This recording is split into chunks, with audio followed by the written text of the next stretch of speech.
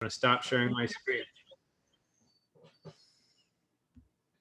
Okay, thanks, Greg, for that introduction. Yeah, very pleased to be here, and it sounds like from your introduction that this group has been already been knows a bit about the center plan, has been following it. So you'll know that it's a long process, and it's a exciting time to be finally towards the end of a long process, a package A process and a package B process.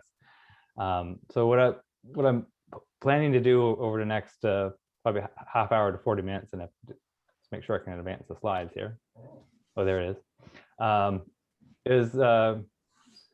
guess provide an update on where you are. And the slides I'm using are similar to the ones I've been using at the council committee processes. At this time, we're going through the various council committees, and we're heading to hopefully the final decisions towards this fall. So to catch everyone up to speed, what I'll be doing is kind of touching on those topics, but pausing on topics that I think will be more interesting to this group, and maybe kind of glossing over other items that are really more for other council committees and other interests. So, and I'll happy to circle back to anything at the question time to go into anything in more detail. So over the next little bit, I'll go over the central plan context and planning process. It has been a journey to date, so just to kind of catch everyone up to speed about where we've come. I'll be spending a bit of time. I'll go overview of package A. So if you know, the central plan was divided into 2 phases. So provide an overview of what was approved in package A, but also some of the key updates we're proposing as part of this package B process. I'll probably spend most of the presentation on package B, so what's new, what's proposed as part of central plan now, and what council's considering, and just kind of touch on the final council and committee review process, so you're aware what's next, and also a little bit looking ahead to next steps after central plan, and what else are we going to be working on that this group might be interested in. And of course, lots of times for questions and discussion. So the first context I'll mention for this group, and maybe it's something this group already knows, is that a center plan is really part of a larger program that we call the secondary plan and bylaw simplification program.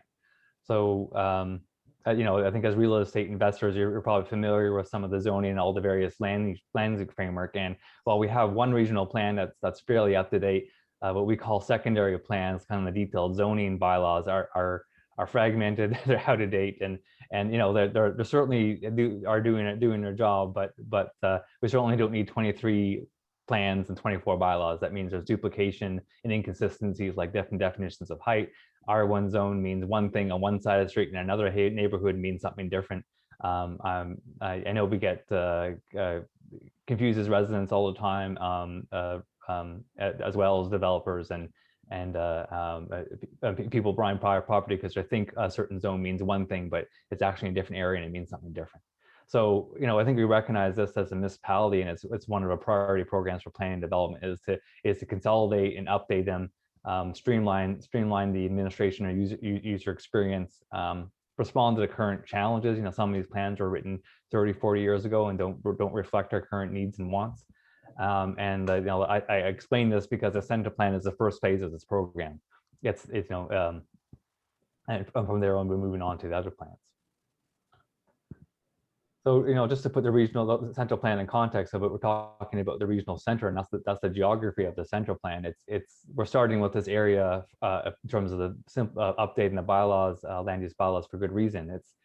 While it's a small area of the municipality, it's 25% of the population, and I think this group would know it would be the political and economic and cultural center of the municipality. It's where we have our major facilities, our cultural facilities, our office developments, and it's the area experiencing a lot of growth right now.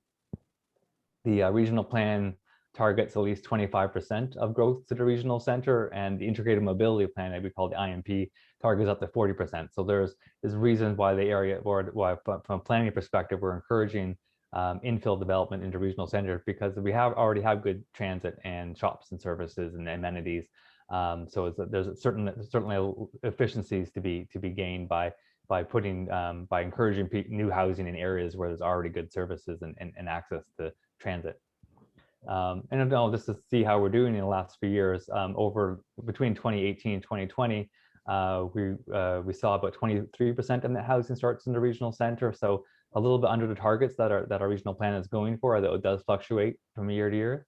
And just to put an absolute value, it's that's about $270 million in construction value. So pretty significant amount of construction investment happening in the regional center. What the central plan is intended to encourage and support.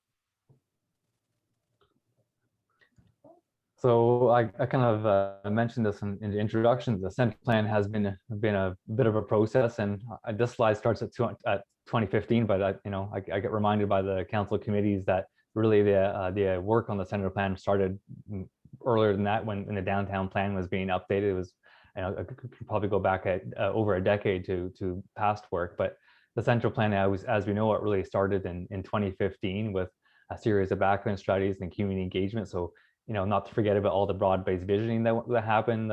People made the decisions about spreading out growth throughout the municipality instead of concentrating in only certain areas. So that's why there's a lot of emphasis on mid-rise, for example, now. That culminated in a guiding direction to this purple document we refer to. So as council provided some guiding direction, kind of a precursor to the official plans. And then from there, we split the process in two, and it's partly because it was just too big of a process, too much topics to cover in one go. This group might be familiar with the Package A process, and that was focused on the high growth areas, and it was approved by Regional Council in September 2019. So it's in effect now and guiding the permitting process. We're seeing development take place underneath that plan right now. And what I'm going to be focusing on is the Package B process, which is tended to cover all the areas, but for clarity, we're not talking about a Package B and a Package A plan at the end of the day. It's one plan. So Package B is going to provide an update and resulting in one comprehensive plan that covers both Package A areas and all the areas that weren't included in Package A. So just to touch on some of the Package B engagement, I won't spend too much time on the slide, but just kind of out of interest for this group is like many projects, the municipality or around the country, around the world, like we're very much impacted by the COVID-19 pandemic. We held a bunch of stakeholder meetings and pop-up sessions, and all these large public meetings we had planned or canceled at the last minute because we simply couldn't meet in person, and a lot of other social gatherings as well. So that's one reason why, one of the main reasons why the Package B process was delayed. We were targeted to be completed about a year ago, but we had to pivot from the engagement point of view to much more of a virtual setting, meetings like this, for example, and online surveys and so on, online surveys and other tools, as many tools as possible. So I think we did get in the end get a good response, but it did take more time and effort just to figure out how to get that feedback without meeting in person. And so thankfully we have Zoom and other tools that have helped out. And in case anyone in this group is interested, if you want to know more about the engagement process and what we heard and some of the key themes and all the details, there is a report called the What We Heard report. In fact, you can go back to past What We Heard support in Package B, Package A if you wanted. And it has all the details and summaries, and including all the detailed correspondence and requests that have been considered in the process. So we'll do our best to kind of document and carry the threads through from consultation to the end product. Okay, so that's a bit of a overview of the process and kind of the background of where we've come from. I'm going to touch on now the Package A. So I mentioned that central plan is divided into two phases, and perhaps this is something that this group is already fairly familiar with. So and it's not really the focus right now for me. So I'm going to kind of go over this fairly quickly, but I do want to. But it is important. It is an important part of the overall process. So I'm going to touch on what's already in place and also how we're planning to update it. Absolutely.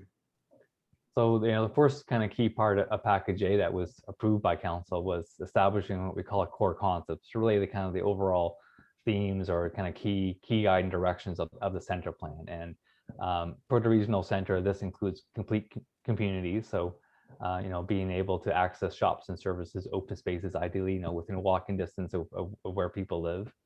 A focus on human scale design. Pedestrians first, is particularly when it comes to transportation, and strategic growth, so directing the right type of growth to the right places, being thoughtful about it. And as people might know, Package A covered what we call high growth designation, so kind of the areas that you expect to see large buildings, and where a lot of the growth, residential growth, is expected to take place in the regional center. This included downtown Dartmouth, so a new zoning framework for downtown Dartmouth, and the centers, places like Queenpool Road and Wise Road, and other areas between the downtown and centers. Those are the areas that allow for high-rise buildings and a variety of mixed use of commercial and residential. The corridors were also covered in Package A, and those are applied to transit corridors that support more of a mid-rise type built form, and also a mix of uses, like could be commercial or residential. The higher order residential allowed for more of the kind of apartment building, more of a focus on residential with a limited amount of commercial that would be allowed. And several future growth nodes were identified to support master neighborhood scale planning. So these areas that aren't ready to accommodate growth just yet, but could support the development of whole new communities, I guess given their size, that require things like new roads and public parks. So some of the notable ones that are moving forward now are Shannon Park, and the Penhorn redevelopment of the Penhorn Mall, and you can expect to see movement on these other ones shown in gray in the years ahead. The malls in particular have a lot of opportunity for more of a mixed use residential development, but some more detailed planning is needed before that can happen. Okay, I won't go into the details of the zones, although I'm happy to take questions about it, just because they were a Package A thing and we're focusing on the Package B items. But I will touch on some of the key items of Package B that continue to be really important to the overall plan. And I'll touch on those, maybe pause longer in others, and on some topics than others. And I think it might be of interest to, from a real estate perspective, is the focus on urban design that the center plan it maintains, the central plan establishes for Package A designations in particular, but also applies throughout the regional center. And it really builds on the framework from the downtown plan, where we put a lot of thought into things like street walls and articulation, and making sure that it was attractive experience for pedestrians on key streets. And so, without going into too much detail, I think the overall intent is they kind of put less emphasis on how the buildings are used inside. We're pretty flexible to a point about mixing commercial and residential uses. You still don't want industrial mixing together; it still causes problems. But we put a lot more care into the regulations and policies around the shape of what a building looks like from the outside, and how it causes shadow or not on the street, and how it influences the space around it. So through this Package A process, where we established different tools for density, looking at floor area ratio instead of, in some areas, a maximum building heights in others, establishing controls for transitions between kind of higher intensity developments and low-rise neighborhoods to make sure they step down in height, and establishing controls for protected views and wind and shadows, and other items like site and landscape design.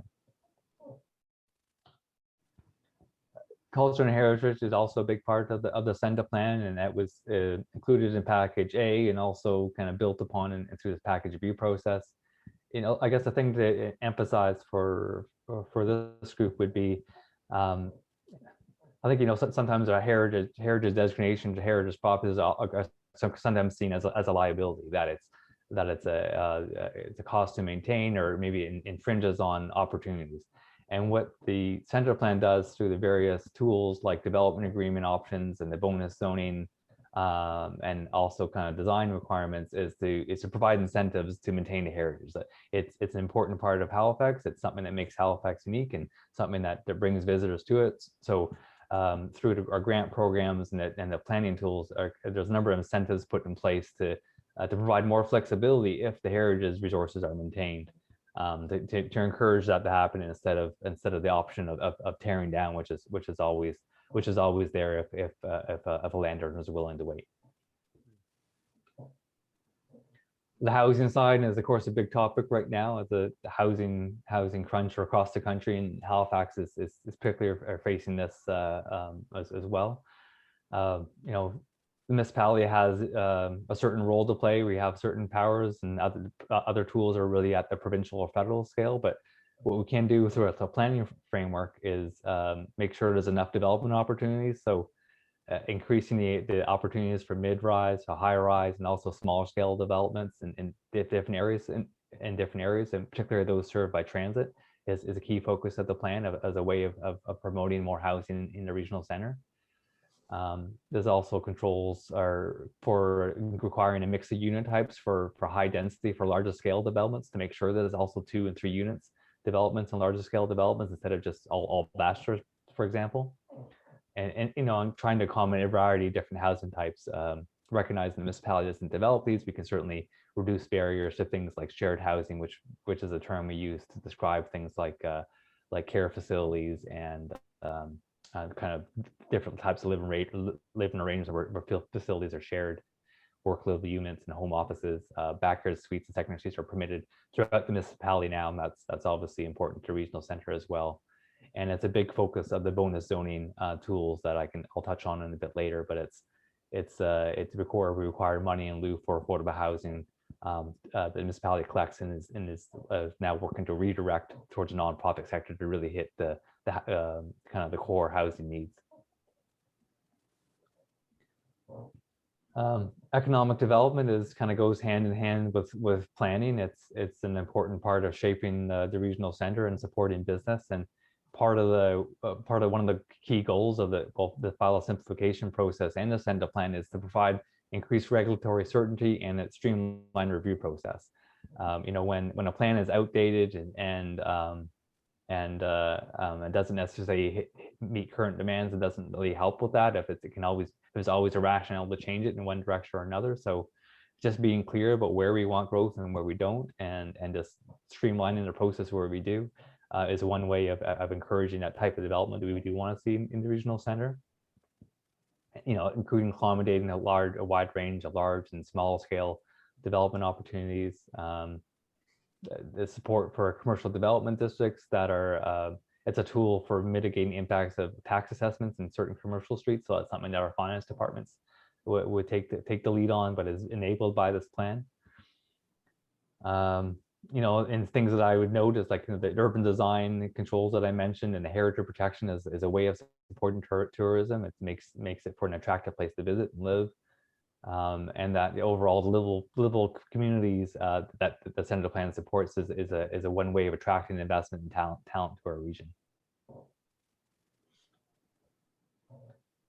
Just quickly touch on mobility as well as established in the Package A process, and really it's about you know, thinking about transportation and growth together. So where density and growth are encouraged are also the places we're investing in transit. So coordinating that with the planned bus rapid transit network and investments in AT infrastructure are very much embedded in the plan. And of course the environment. So a lot of the environmental direction comes from our overarching regional plan, things like wetland protections and water courses. But the central plan does include things specific to the regional center, a little bit of enhanced protections for vertical coastal setbacks. So that's kind of the deal with sea level rise and storm surges. Landscaping requirements, we do require landscaping on flat rooftops, which is you know, a way of mitigating heat island effects. To prevent, you know, we can't to remove barriers to solar. We have included height exemptions for rooftop solar panels, so that if a building's already at its maximum permitted height, that you can still put solar panels on top. It's not a barrier. And also allowances for urban agriculture, things like beekeeping and backyard hens. Yeah, and just, you know, to Package A also established a number of kind of implementation tools. So the nitty-gritty regulations and, you know, approvals that the way of permitting or not permitting different types of development. And, you know, the couple ones I'll touch on is the incentives or bonus zoning, because Package A was the first kind of broad brush, was a big part of Package A to establish that tool where developments over a certain size, based on a formula, would have to contribute to what we call public benefits to kind of mitigate the impact of the increased development to the surrounding area. Primarily, it's collected in money in lieu and directed to things like affordable housing or cultural spaces, but the tool is also used for can also be used towards heritage preservation on site and things like public art as well. And another thing I'll touch on too is that whenever you go from an old plan to a new framework, you kind of invariably end up at what we call non-conforming uses. This group might be familiar with that as well, because it often has negative connotations because because it means it doesn't fit the current zoning. But it's also that it's both limiting and has both protections. So it kind of under the provincial legislation ensures that the municipality can't change the rules and make something move. It's grandfathered in, and it's permitted. It's still a permitted use. And what package A does is further relax those restrictions, so that anything that's made non-conforming still has opportunities to continue to exist and expand. So some of the key package A updates that we're proposing now, let's hopefully maybe that's a bit of an overview of people already know about package A, but just to kind of highlight some of the things that we're proposing to update now through package B. And I will mention that because the council split it into two processes, the package A and the package B, we are intentionally taking a light touch on the package A items. Council made some difficult decisions about where to put density and building heights that were contentious, and through package B, we're not intending to revisit those hard decisions. But we have been implementing package A now for over a year and a half. So we are proposing a few changes that we, based on experience and the feedback we're receiving. I think one of the most significant items is a proposal to streamline the use of the site plan approval tool. So, without going into the details of what the site plan tool is, it's a way of proposing to further streamline the permitting process to shave off up to several months off of a time a proposal comes to the municipality and when construction permits are granted, and kind of focus the use of the site plan tool, which is one of the tools in our toolbox on items that are more the exception or the rule, because it comes with some public consultation requirements and the potential to appeal. So that's one key item I'll mention. Other than that, some minor changes to the kind of built form, which is the controls around the shape of the building and building design. A few additional package A zoned areas, so a little bit of expansion of some of those centers, and one new future growth node. A proposed new Robey Street Transportation Reserve that's intended to plan for the bus rapid transit network in that area, and some other updates for different sites and implementation policy to a little bit more relaxations of the non-conforming use policies as well. Okay, so that was kind of a little whirlwind overview of package A and what's proposed to be updated. I'll kind of switch gears into kind of the meat of what council's considering now, different communities are weighing into, and that's package B, kind of all the other parts of the regional center.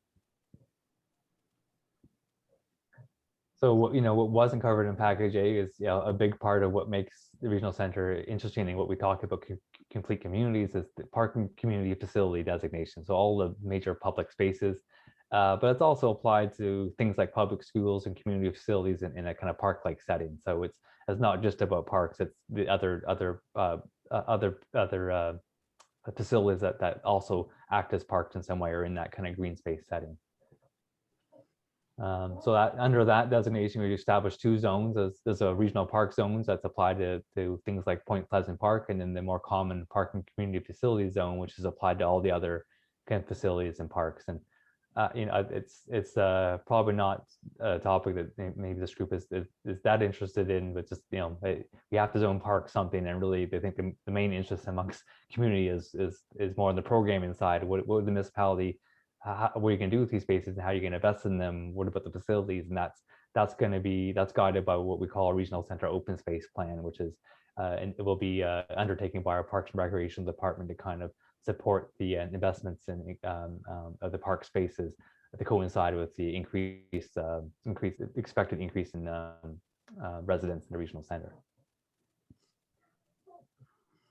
The downtown designation is also being expanded through the package A process. I mentioned it was applied to downtown Dartmouth through package A, and through package B, we're folding in the existing downtown plan into the center plan framework. So it's also applied to downtown Halifax. And, it's of course, the most intended to support the core where larger scale and most intense uses are encouraged.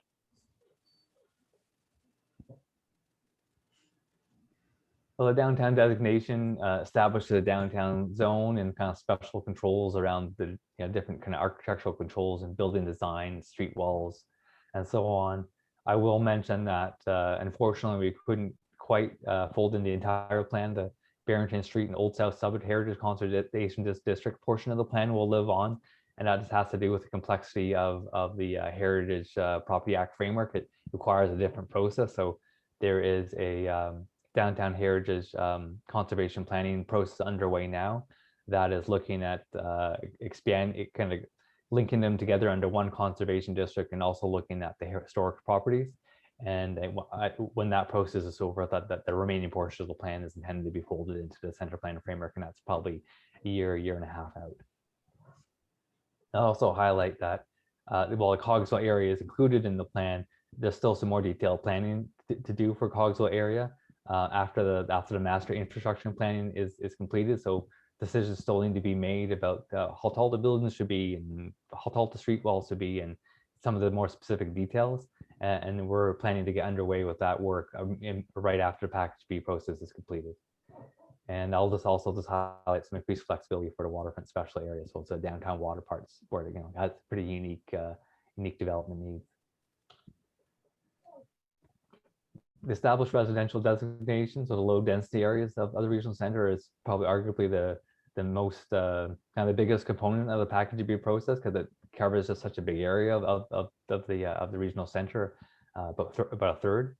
And this designation is applied to all the low rise residential areas, and it's intended to retain the scale of existing low density neighborhoods while providing opportunities for my housing options. So it's been a really big balancing act in this case, where we hear concern from residents about essentially not wanting to change their neighborhood, liking the way they are, but also interest from small scale developers or just people who want to live in the rent center who are looking for different types of housing. We know that our demographics are changing. We don't have the large households like that we did in the decades past when a lot of these homes were built, and there's a lot more need and interest in single person or two person households. So what the plan is trying to do is it's not so much about looking to increase density in a low density areas. It's more about providing for those more variety of housing options, so that people who choose to live in a regional center don't necessarily have to always go to the multi-unit kind of high-rise type development or the multi-unit development, that there's still an interest and need for ground entry development opportunities in the regional center. So to accomplish all of that, what the designation does is permit, the things that are already permitted. There's the secondary suites and backyard suites, and it will fine-tune controls for the regional center context. I will mention there was quite a bit of debate about local commercial uses. On one hand, they're kind of seen as we don't want to close the door to them, things like local convenience stores, but also concerned about the neighborhood impact. So we're kind of proposing a development agreement tool for that, so it can be considered, but still control for things like hours of operation. And overall, it establishes 4 different zones. So established residential 1 zone, which is a kind of a 1-unit zone plus accessory suite. Established residential 2 zone, which is a 2-unit zone, like the semis or duplexes plus accessory or backyard suites as well. And then the established residential 3 zone is the more higher density zone, which allows for up to 3-unit dwellings plus accessory suites, as well as townhouse units. And that's probably one of the more significant change pieces, because it's applied to transit corridors, existing unplanned transit corridors, which may introduce a bit of change into some neighborhoods. And also kind of a different zone that is kind of not unique in HRM or even Nova Scotia, but is new to a regional center, and it's called the cluster housing zone. So it's as this group may know, that we generally in a municipality only allow 1 main building on a lot, and after that you need to subdivide. What the cluster housing zone does is now enable multiple low density dwellings to be located on the same lot, but access from a shared driveway. So more of a rental or a condominium approach, kind of communal living, so sharing of the open spaces and potentially amenities.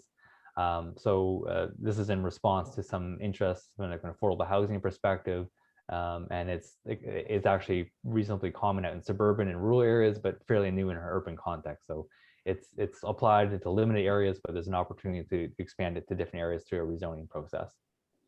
And lastly, I'll just mention that there's also some fine-tuned controls we call precincts and special areas to recognizing the different neighborhoods are built at different times, that you can fine-tune the controls so that areas like Yonge Avenue or North End of Halifax that have different maybe lot sizes can kind of maintain that character going forward. Okay, I'll touch on a few of the other designations. The institutional employment one is obviously an important one for the regional center. This is where we have our universities and colleges and hospitals, and it's a designation applied to both these large scale ones and also small scale institutions like places of worships and community centers. The designation applies to 5 zones. I mean, the overall goal is that we like having these institutions here. They're major employers, and we want to keep them and encourage them to expand. And the approach is established a few different zones. The things I'll touch on is the that this group might be interested in is a proposed approach for adaptive reuse of certain landmark buildings. So while we have our heritage tools I mentioned earlier, what this landmark building policy and regulations do is identify certain largely places of worship to churches that are important to the character of our neighborhood that we'd love to keep, but recognize that we don't have a control over their feasibility going forward. That there's sometimes the original use of these buildings just aren't viable anymore, and instead of seeing tear downs or complete redevelopment, this adaptive reuse for landmark buildings provides some flexibility where through an as-of-right process, you can reuse, you can redevelopment for residential and some commercial uses, provided you keep the building largely the same. So it's an attempt to try to provide an incentive to maintain those, to maintain these identified landmark buildings with a form by providing that flexibility for how they're used inside. I'll touch on industrial employment too. It's often an important part of regional center too. All the industrial along the harbor, and also places like the Woodside Industrial Park. And we're overall the intent is to support them. We want to keep it in the regional center. It's part of our economic development strategy. And probably the biggest challenge is kind of mitigating impacts with surrounding residential development. So in this designation, we established 3 zones: a light industrial zone that's applied to the Woodside Industrial Park, harbor-related industrial zone, which is along the harbor, places like the Halifax shipyard, and then commercial light industrial, which permits a mix of commercial and industrial, and it's applied to places like Kemp Road and portions of Windmill Road. The last designation I'll touch on is the water access designation. It's I don't know if this is new or maybe something this group already knows, is that we do have a number of what we call pre-Confederation water lots located on Lake Bannock and portions of Northwest Arm and Lake Mi'kmaq that were, I guess, created before Canada was a country. And these lots can be infilled if approval is given by the federal government or the provincial government. So the municipality, while we can't control that, after land is infilled, the zoning does apply, and we can control how the land is used afterwards. So this is not something we like to see in those areas. So the water access designation and the zones that go along with it apply kind of recognizes that challenge, but applies to the zone and kind of limits the permitted use after the fact to more for parks and water access structures and boat clubs in certain areas.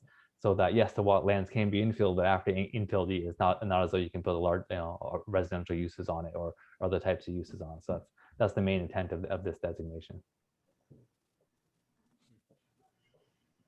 Okay. I'll touch on a few more topics before kind of passing it back to Greg for some questions and maybe some discussion. I will mention that through our extensive consultation process, we received a lot of site-specific requests, and maybe some people on this call or have put some requests in. I'm not sure. But I kind of want to mention that we did review these thoroughly and tried to be as transparent as possible with both people making requests and also with council. So there are a couple of important attachments to the last staff report if anybody wanted to look them up, to see all the different requests that were supported by staff in some way and all the ones that weren't, and also the rationale for them. And in general, we kind of looked for things like, if what is there an opportunity to correct an error or inconsistency, impacts on neighbors, opportunities to reduce non-conformities to make it more consistent with the proposed zoning, local context, and of course, alignment with council decisions and other council policies. Another thing I mentioned that it's a bit of a challenge for us right now is something we learned kind of late in our review process, is that we have different tools in our toolbox, and a development agreement tool is one we're able to kind of grandfather and transition, so that people who applied under certain rules can continue under the old rules. We had previously proposed doing this with the site plan approval tool. It's a different type of permitting process, and we learned kind of late in our review process that it's actually not supported by the HRM charter. I guess yeah, I mean, it's I guess complex legal language sometimes, and it was something that was missed earlier on. And so we're working now with applicants to assess the impacts and the options for mitigating the impacts. The intent is we want to have a smooth transition between older plans and newer plans. So we're not looking to cause problems. So sorry to anybody who may be working on our project that's concerned about the rules changed on them, but it is something we're very much paying attention to and are continuing to work on. And they might see adjustments going forward before the plan is approved to mitigate those impacts. I also want to touch on the COVID-19 considerations. It's something often get asked, because you can't miss the way it's affecting our lives and in everything we do right now. Package A was approved before we even were saying words like social distancing or lockdowns, and now package B is, we had to pivot during a consultation process during it to meet more virtually. So it is something that myself and the staff I worked with put quite a bit of thought into, and we'll share some observations with this group as well. I think what the pandemic has shown is the importance of that complete communities core concept that I mentioned as part of the center plan, about having access to option service, and especially open space close to where people live. I think it's fair to say that the pandemic really shows how important that is, and how the strength of having that, and that we do want to see more of that. So it helps to have resilient neighborhoods and communities. I think another illustration that it shows is the importance of flexible land use control. So it's hard to know what's going to happen in the short term, let alone the medium and long term sometimes. What is the future of downtown office space, for example? I don't know if anybody has a clear and can predict for sure what's going to happen. But with the flexible land use controls I mentioned earlier, we're more controlled about the outside of the building, what happens inside.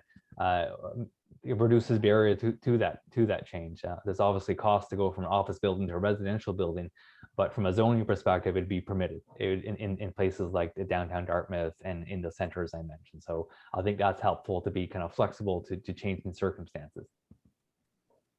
We spent some time also looking at what we call pedestrian-oriented commercial streets. So in the plan, we have our mixed-use zones. Residential, commercial uses are permitted, and it's usually the choice of the landowner what they want to do. But there are certain streets where commercial uses are not just permitted, but actually required on the ground floor, and that's places like Quindenbrook Road or Spring Garden Road, where we want to see that active streetscape. We want to see a vitality on the street. And we did make some adjustments based on the current context and feedback to allow office uses on those commercial streets as well, outside of the downtown designation. And that's because the office uses can also be fairly vibrant. And also we wanted to make sure that we wanted to see spaces used and not vacant because of restaurants and other things will have a hard go in at least in the short and medium term. Other kind of key points I'll mention too is the proposal to further streamline the development review process. We've gone from using development agreements often, which often can be a 2-year plus process, to a site plan approval process, which is about 6 months through package A, and we're proposing to further streamline for many cases as well, with the thinking that a lot of the consultation and community input is happening now, and that once this council makes decisions about building heights and all these detailed controls, that further consultation isn't necessarily needed, and that we can kind of help project get to the construction phase sooner. I think it's topic for conversation through the committee review process. So I guess stay tuned to see how that works out. Last thing I'll mention is an increased transition timeframes for development agreements. We can't do it for site plan approval tools, but for any development agreement and process, we're proposing an additional 12 months for them to complete that process under the old policies. That's recognizing that the private sector, of course, private developers are also experiencing some of the many challenges because of the pandemic, as the municipality is as well. Okay. So just to touch on the remaining process, and this is kind of a diagram of all the different committees I've been going to,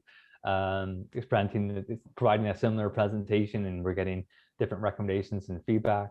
We're going to 7 different committees, so we've gotten recommendations from 4 of them over the next couple of months. All these recommendations are going to be coming together from committees like the Heritage Advisor Committee, and also all the different community councils coming together to regional council.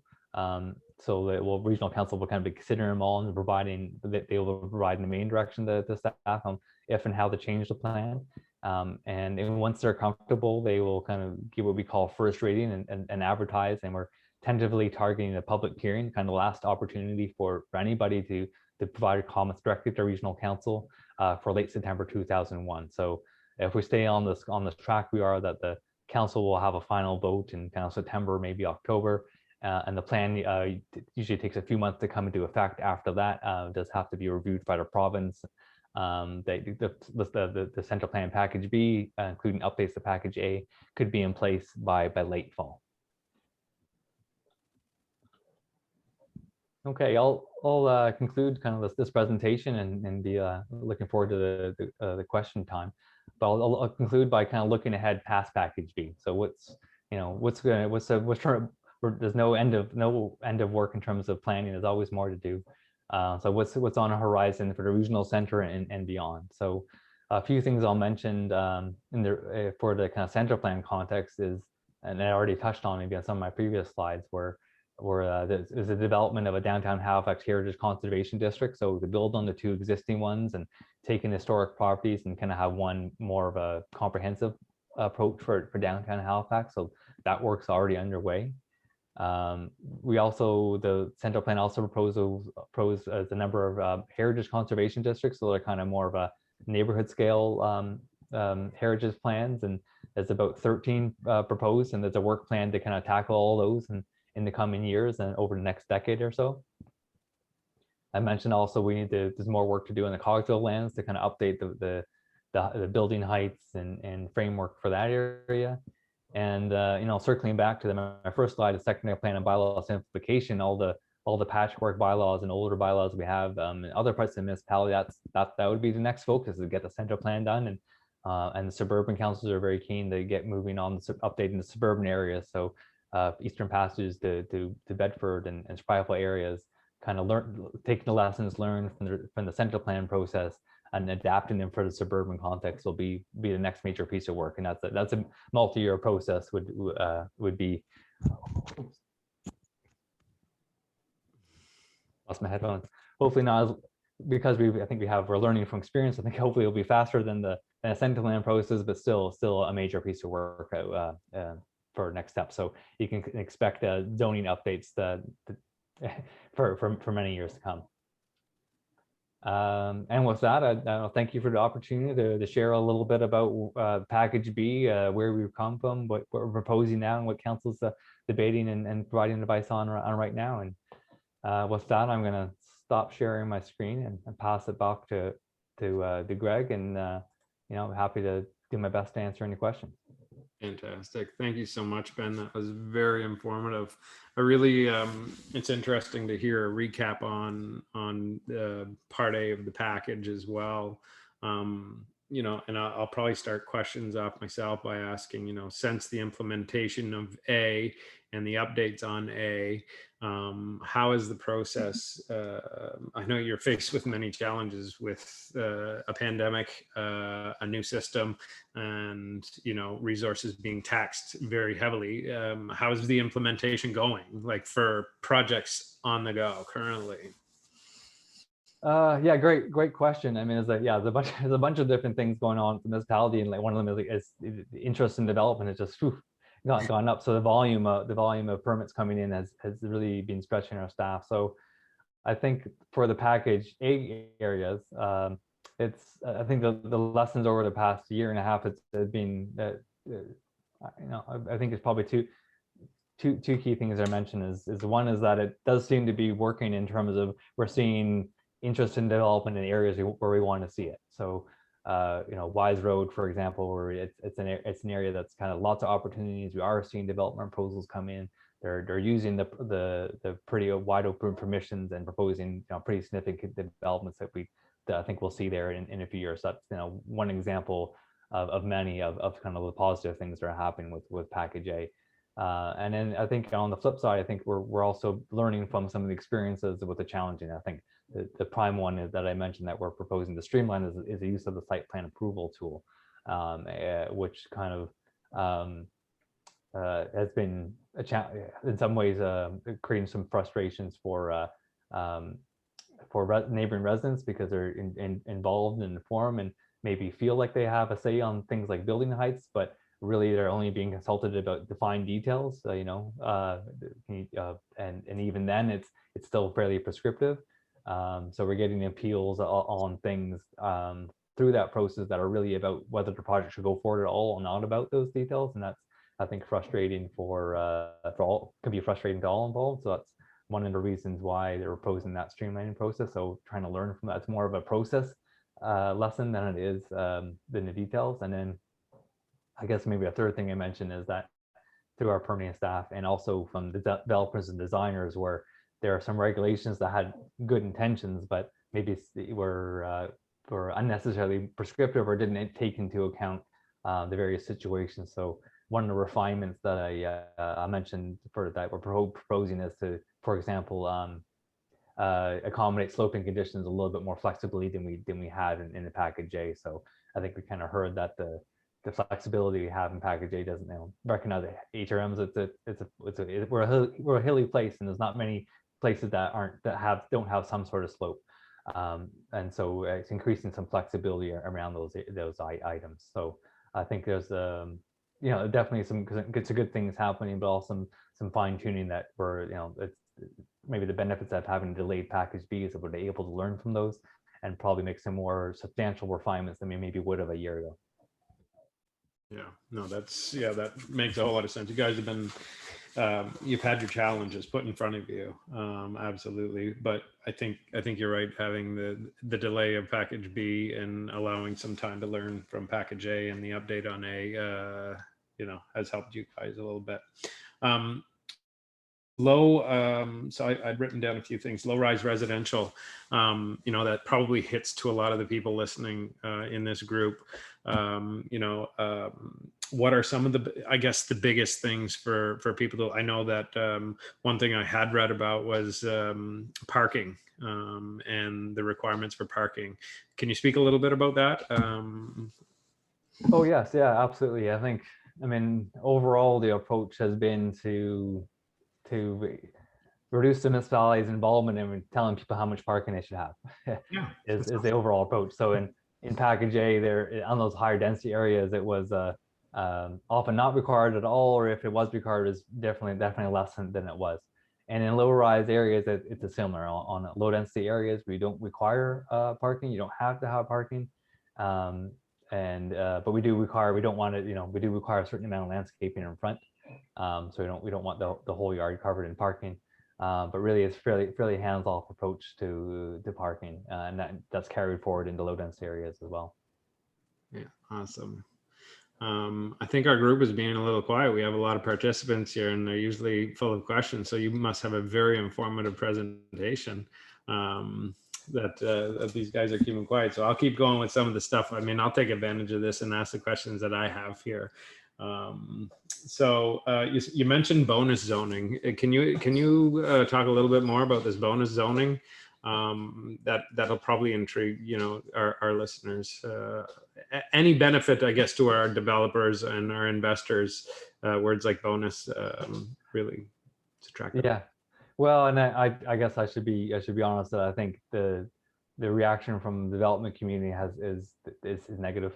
Bonus zoning, to see it as more of a cost than a benefit, and that's because what the tool does is it says, okay, you can, under a certain amount of floor area, don't worry about bonus zoning. When you go, if you want to build above, now you have to pay the municipality essentially a fee. So it's essentially saying that if you want to build a bigger building, we recognize that there are impacts to the surrounding community. So a portion of the kind of uplift that the benefits you're getting from that we're given permission to build that bigger building, that flows back to the municipality to be redirected and invested in that community. So the important part of that is that it's kind of legislated. The money that's collected through the bonus zoning program or the on-site investments are redirected. They don't just go into the municipal general funds.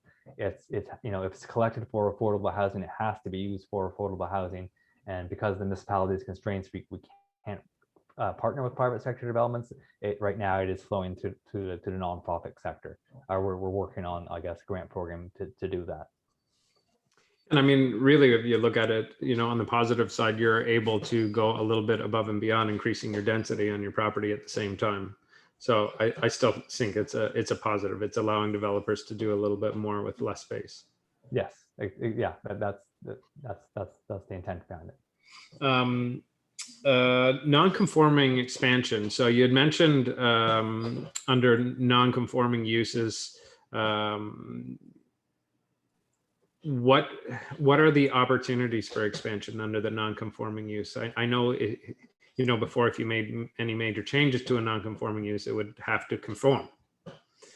Yeah, no, great question. Non-conforming, it's kind of it can be a tricky subject because you have provincial legislation and then we layer on additional flexibilities, and that's what we're doing here. And it kind of, the answer is always it depends, and I'll cover a few different different situations first of all. So the flexibility that we're including is first of all for businesses, for whether it's industrial or commercial, that if you're non-conforming in that structure, you can fill that structure, and even if you need to expand, you can go through a development agreement process, and we'll consider that. So something like industrial use in the middle of a residential neighborhood, if you need to expand, well, that's something that we're still open to, and that's a kind of increased flexibility.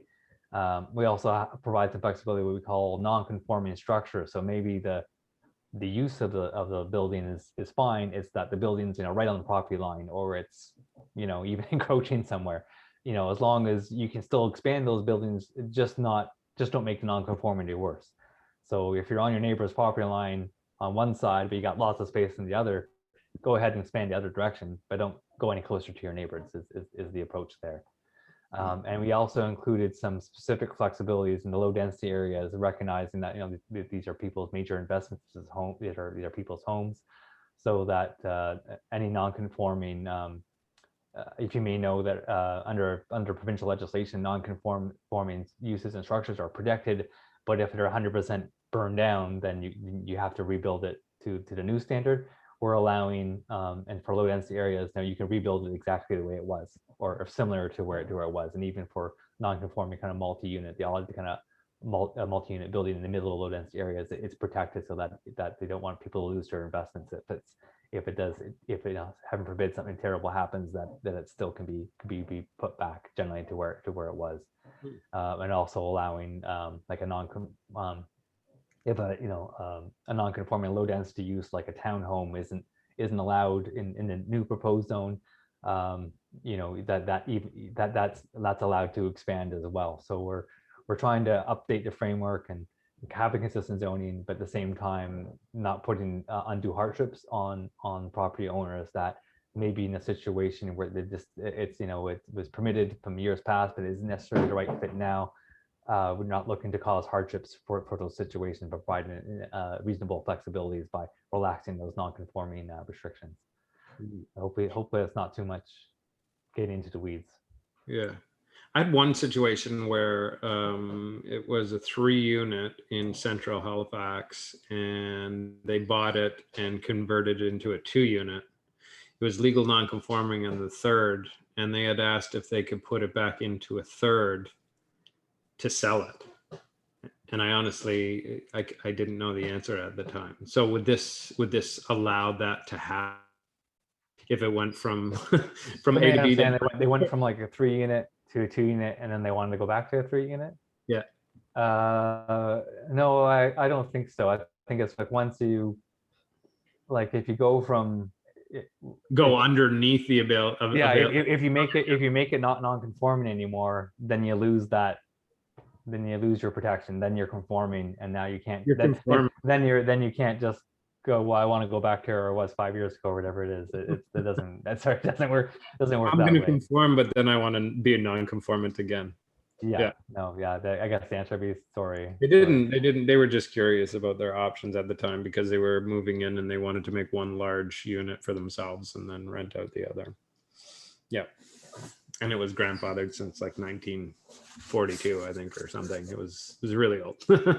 Yeah, no, I think that's a good, if like non-conforming often comes with negative connotations, but actually sometimes there's some benefits to it. It's kind of like it's kind of a legal protection to an existing situation, and sometimes it actually comes with benefits and more flexibilities than going. So you kind of just be. I just suggest people to be careful, do your homework before making decisions about whether to undo a non-conforming status, because it's not always a bad thing.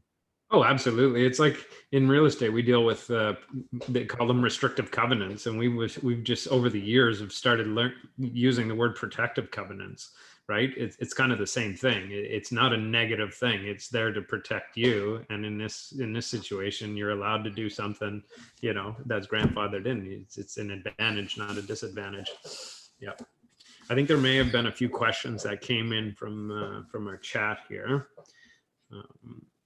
So I'm just gonna pull that up. So one question we had was, what other cities were used as a model or inspiration for the core concept of the Halifax urban design, if any? Oh, good question. I think I have to go back and remember some of those kind of early visioning phases. And we hired some consultants to help them do some background studies. But it's probably a combination of looking. As planners, we always beg, borrow, and steal from somewhere else, because somebody else is already. Rarely are we dealing with something unique. Some other city or some other region in the world has done something similar or facing similar challenges. So we always look elsewhere. So, for a mid-sized city like Halifax, we're often looking to other places in Canada, Ottawa, Calgary, places in Ontario, and also U.S. cities like Portland and over Europe, around the world. But the core concepts are and the kind of key big pillars of the plans are really intended to be tailored to the Halifax context. So something that councillors are asking too, complete communities, I guess arguably is important in almost any context, even a rural context.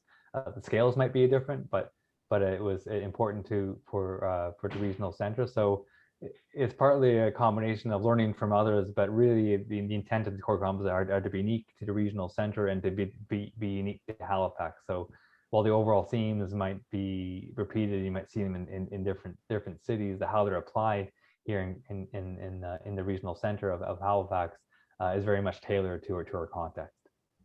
Yeah. Or intended to be anyway. Yeah, I mean, you guys have had 10 years to kind of learn and see what's worked for other urban cities and learn from their mistakes, learn what works. I learn every time I hear even updates on A or B, I learn more and I can appreciate it more. Things that you mentioned, such as, tourism. It's not a lot. Everybody looks at a heritage building as a negative, but it keeps that those people coming back and seeing the history of our city and how it's developing and keeping part of it. It's not all about, the view of, the Citadel Hill, but it's also for, things like seeing those buildings that have been around for 100 years. So. Yeah, absolutely. It's part of what makes kind of Halifax unique. It's, why people come here. Yeah. Yeah. And when we visit other cities, as tourists and stuff, those are the things that we all travel to see. So we have another. So thank you for that question, Trevor. And thanks for the great response, Ben. We have another question, and it pertains to backyard suites and tiny homes. So since HRM, as a whole has started permitting these usage and within the center plan and beyond, have you seen a lot of requests for these? I mean, myself as a realtor, I'm starting to see them pop up a lot more. So there must be a pretty large amount that are coming in on your side. Yeah, I mean, the short answer is yes. And a lot, I think at this point, I'd say a lot of interest and growing and like actually coming to fruition a little bit more slowly, but a lot of inquiries and the secondary suites which are more the inside the main dwelling are I guess easier to bring to fruition. But certainly again, a lot of backyard suites, and I know our permitting staff tell us that they are seeing the how they're getting a lot of inquiries on that. And one thing I'll mention for the a proposed update through package B to kind of further reduce barriers to backyard suites in the regional center is allowing for existing accessory buildings, so an old garage or something that maybe don't meet the current setback or height standards, like it just is built right on the property line or something, that those could be converted to a backyard suite even they don't meet the new rules. So like we kind of be kind of grandfathering in that if you want to convert your old existing accessory buildings, then yes, you could do it. Building new, you'd have to meet the new standards. So I think as a barrier, we've been learning that's been a barrier in the regional center, because there are so many old accessory buildings that maybe people think would make a good redevelopment opportunity, and then learn that, but it's not 4 feet from the property line, or it's too tall, or whatever. So that's an intended flexibility to kind of reduce those barriers, because it is an opportunity to kind of increase the hidden density and potentially affordable housing options. So we'll see. I think it's still early days to see how that regional plan changes, how many actually come to fruition. We're starting to see numbers increase in terms of permitting. So a lot of interest, but I think the shovel, I guess the actual permits, or I guess people making those investments, I think we'll see more of that in the next kind of year or two. So something we're definitely following and monitoring, and definitely council's asking about as well. Yeah, I think it's really cool, and I am seeing it. And even myself as a developer, I have an opportunity right now to build one, and I'm just kind of putting my toes in the water and kind of feeling and seeing how it's looking. But the numbers do make sense, and we do have a housing crisis here right now. So if we're able to help provide more housing under easier constraints, I think it just makes a whole lot of sense. So I think in the next year or two, you're going to see a lot more of these. What about tiny homes? There was part of that in there as well. So small homes, tiny homes. I think there was quite a bit of interest in that too. I mean, I'll distinguish between tiny homes are really just, under the building code, they're still just the homes they're just smaller. So there hasn't been anything preventing people from building tiny homes on lots. But I think the cluster housing zone I mentioned earlier would be an example of where that I think there's interest in that kind of concept, but it's a grouped on one lot instead of on individual lots. And so we have had some interest in that, and that's one reason why we're proposing this cluster housing zone, to at least open the door to that possibility in the regional center. But again, I think possibly it's the economics of it. I'm not aware of kind of any major that much uptake of it, and I think it's the backyard suite that's probably the real opportunity. You can think there really are essentially tiny homes and backyards. So yeah, really they are. I think the question maybe was just geared around the standalone tiny homes on smaller lots, I guess. But so speaking of the cluster housing, and so if I understand it correctly, under that zone, you can have multiple buildings on one lot. Is that what you were saying? So, but it would have to still be under one, PID or plot. So the seller could not sell them off individually, regardless of in the future. Well, through a condo arrangement. Sure. Okay, so you can convert it to a condo arrangement. Okay. Yeah, I mean, generally municipality, we're hands off about, if you condominiumize, that's really the property owner's choice. Yeah. But one PID, one property. Yeah. Yeah, one PID, one property. Okay, that's great. We have another question here. So a building is legally a two-unit dwelling, but has existed as a 3-unit building for 50 plus years.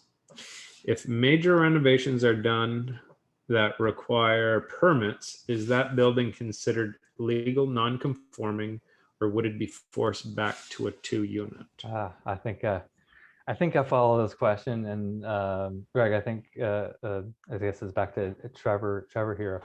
It kind of depends on the paper trail on this one. I think this is one that I know our permitting staff's gonna pull their hair out sometimes, because it's not just, has it been used as a 3-unit dwelling, but has it, is there a record that either municipality gave permits for it, or a record that it predates our bylaws. And so, it depends on the exact location and when plans came into place, but sometimes it's a little bit of a detective work, and it really helps if the homeowner has any kind of information, whether it's old files or images or something, to kind of prove that no, it's been 3 units and it was here maybe before the plan was in place or before the plan was updated. And so it's a matter of having enough evidence to ensure that our development permit staff can comfortably say, yeah, no, it pre-existed our plans and it's grandfathered, and they could recognize it as an existing non-conforming use. Otherwise, like if there's no records or there's no files or on it, it can be difficult, if they do need something to point to. So hopefully that helps. So hopefully in this situation there's a bit of a paper trail of that can be used to make the case that it predates maybe the two dwelling zone that might apply to that site. Yeah, I've had a few over the years where I had to do some pretty forensic investigation on the paper trails, which once you go back, well, like Trevor is saying, 50 years in the past, it gets a little bit difficult. Yeah, easier for things like using aerial photographs. If you want to prove a barn or a building was there, then that's pretty obvious. But to prove that it was 2 units inside instead of 3 or whatever, or 3 units instead of 2, can be challenging. Yeah, absolutely. Has there been any geographical changes to within from A to B, or is it the same footprint going into B as the circle increased or changed at all? Yeah, well, yes and no, because I mean, no in that we're still talking about the regional center, which is kind of the area on the slide. I guess my concluding slide is the peninsula, Halifax, and Dartmouth with the circumvention highway, and with including a couple of small areas that can only be accessed from within the regional center. So the plan area has been the same. It's just that there was 2 phases. So I say yes and no, because package A focused only on certain parts of that circle, and then package B is including that piece and filling out the rest.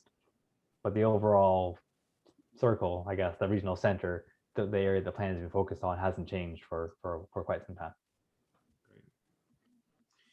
All right. Well, I think I don't think we have any other questions that have come in. I really appreciate your taking the time, Ben. And if anybody wanted to learn a little bit more about the center plan or have any questions, what is the best resources for them to take a look at? Yeah, well, please visit our webpage, centerplan.ca. We try to be as transparent as possible and put a lot of helpful resources on there. So one thing I mentioned is that we have fact sheets to kind of compare some of the existing zones, especially low density zones, because that's the focus of package B in the peninsula and Dartmouth. How do they compare to the proposed zones? So things like the height permitted height changes from X to Y, or setbacks from this to this. So anyways, lots of good helpful resources and links to all the nitty-gritty documents if you really want to get your head into the land use bylaw, and also the community review process. So centralplan.ca has tons of information, and if anyone has any kind of interest in digging deeper, then yeah, I could take a look there.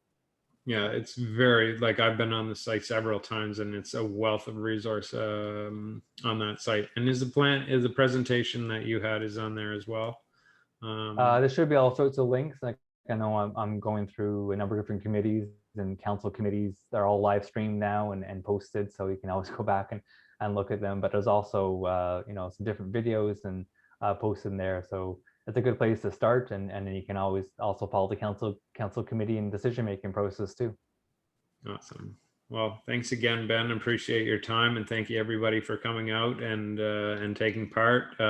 Like I said, we're thrilled to be back hosting these events, and our fingers are crossed that soon enough we'll all be able to meet in person and get to share a cup of coffee and chat some more. If you guys, if anybody wasn't able to make it, or any of your friends or family that usually take part of these, we have recorded tonight's presentation. So we will be posting a link to that so we can rewatch it. And if you have any questions, channel them through me. And if there's nothing else from anybody, thank you very much again, Ben. Thanks you, Amanda and Rebecca, for your help, and look forward to the next one. Okay, yeah, thanks very much for having me, and nice to meet you, Greg, and nice to meet everyone virtually, I guess, on this group. So thank you very much. Great. Have a good night, everyone.